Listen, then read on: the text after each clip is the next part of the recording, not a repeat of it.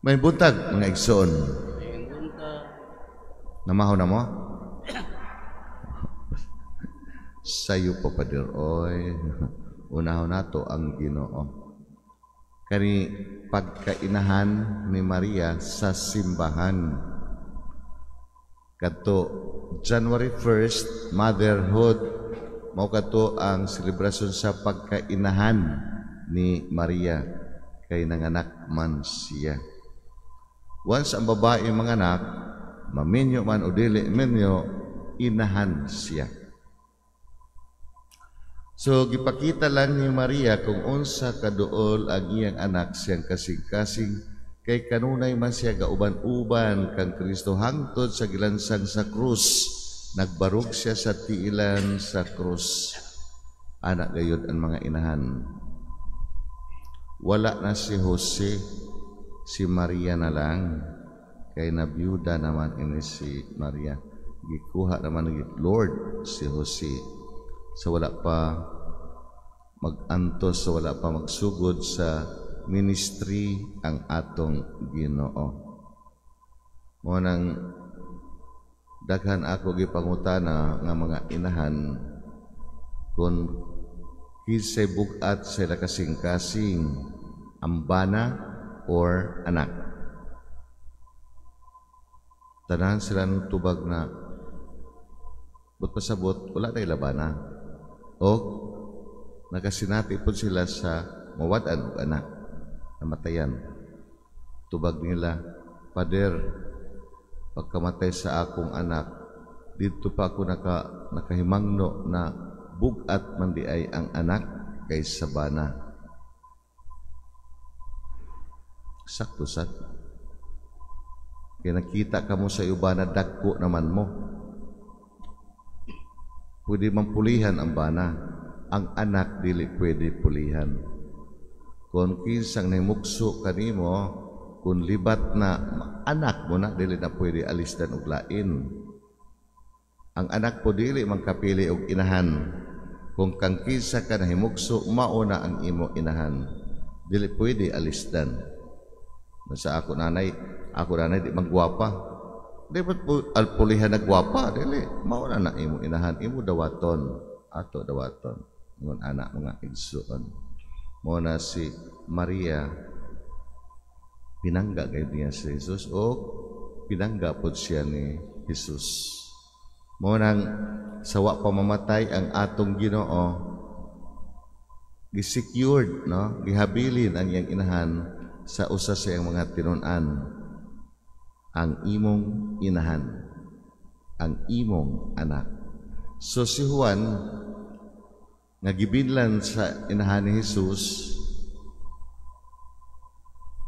he is representing katawhan, no?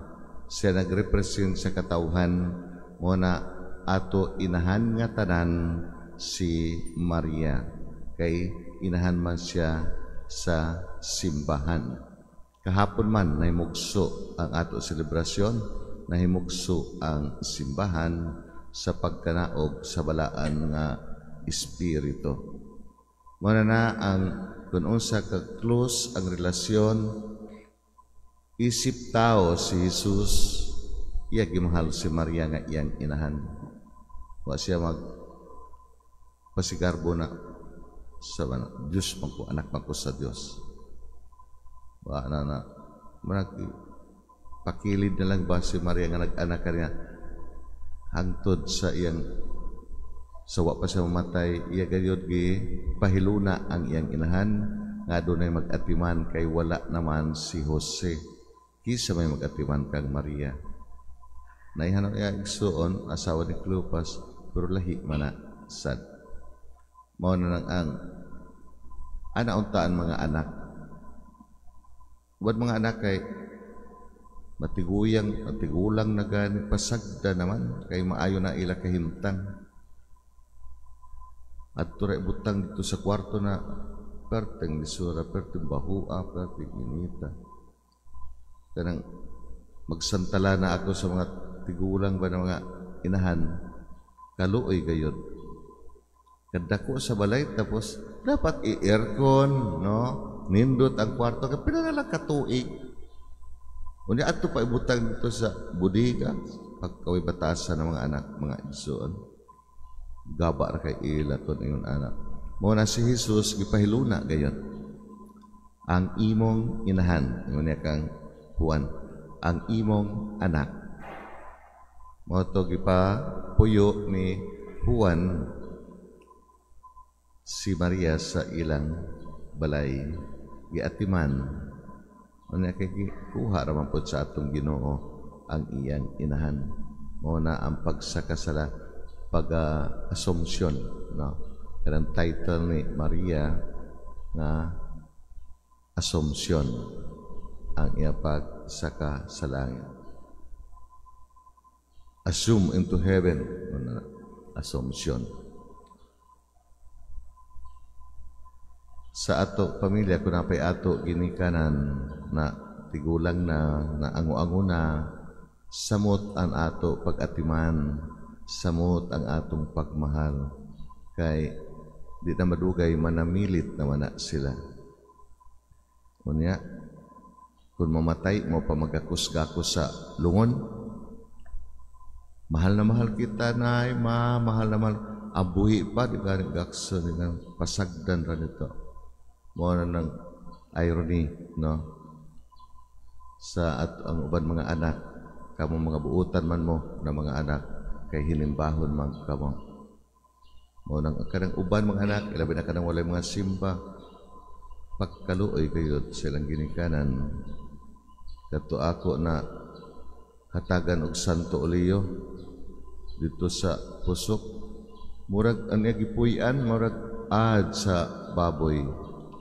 Unya akong ligoon, pa siritan ra sa hus, pasiritan ra. Unya tubig man sa ubos.